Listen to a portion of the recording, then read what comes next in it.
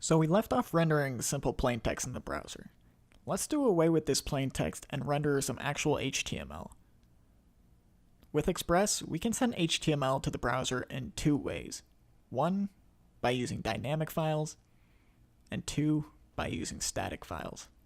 Now, dynamic files are pages whose content is generated with a server-side scripting language like Node, PHP, or Ruby. Static files, on the other hand, are files whose contents are sent to the user exactly as they're stored. No HTML or content is generated by a backend language here. Typically, you'll want to use dynamic files over static ones when building multi-page apps. One big reason being so we can declare our header and footer in one place rather than needing to duplicate them across multiple files.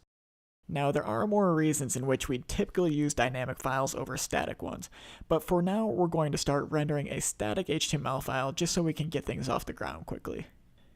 To tell Express that we want it to serve up a static HTML file when our site's root is visited, we need to make use of middleware. So middleware is a bit of a scary term, but it's really not too frightening once you get the gist of it. Middleware is software, so code essentially, that is executed right after a server receives a request and right before it sends out a response. So in the middle of the request-response lifecycle. We use middleware to tell our app how it should handle various requests it'll receive from users throughout the day. With no middleware in Express, we're returned with a cannot get / message. The app.get function we already have on our file is a type of routing middleware that tells our app what it should do when a request is made to a particular URL, in this case the root of our site. So a user's request will be sent out to the server, ran through our routing middleware, and then using this middleware we can determine what response a user will receive, so whether it be plain text, an HTML file, or something else.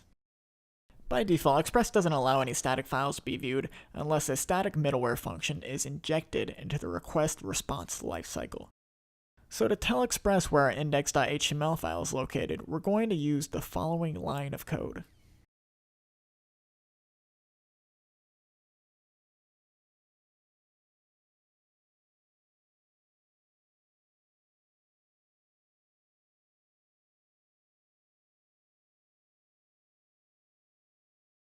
Now app.use tells Express to make use of whatever middleware is specified within its parentheses. If the user makes a request for any file located within this public directory, they'll be able to view whatever file they requested in the browser. If they made a request for a file located outside of this directory, they'll be returned with a 404 error message.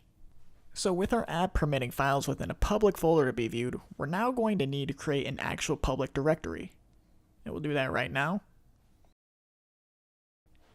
And with that in place, let's create an index.html file within it.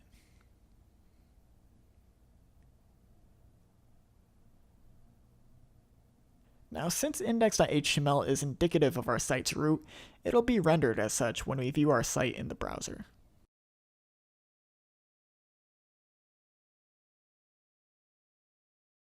And since we're serving up a static file with the name index.html, we can get rid of our routing middleware for the time being.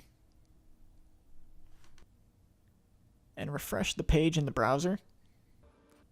You'll see that the page still works.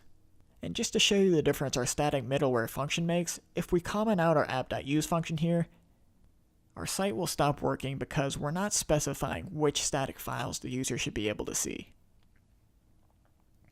So within our index.html file, let's create some basic markup so we can get this newsletter rolling. Create a form with two inputs inside of it. First, an email input, and second, a submit input. So if I head on over to my browser and refresh the page, you'll see that we're now greeted with an email form and a submit button. So we have the basics, the foundation that we're going to need in order to submit an email to our server. So in this video, we covered some of the basics behind static files and middleware, two terms you're very likely to come across again in the future. Now, all this may seem like a long, extended process at the moment, but I'd really like to help you understand just why we go about using these tools, why we go about using these functions in the first place. If you understand the why behind what you're doing, you're going to be a better, more pragmatic developer. You won't need to reference Stack Overflow as much, you'll be able to come with better, more thought-out solutions, and you'll have a much better understanding of how everything works together as a whole. So stick with it, everyone, really spend some time on the basics, and we'll have a badass app in no time. In the next video, we'll be setting up Webpack to optimize our code and so that we can communicate with our server via Ajax. So stay tuned, peeps, and I'll see you there. Later.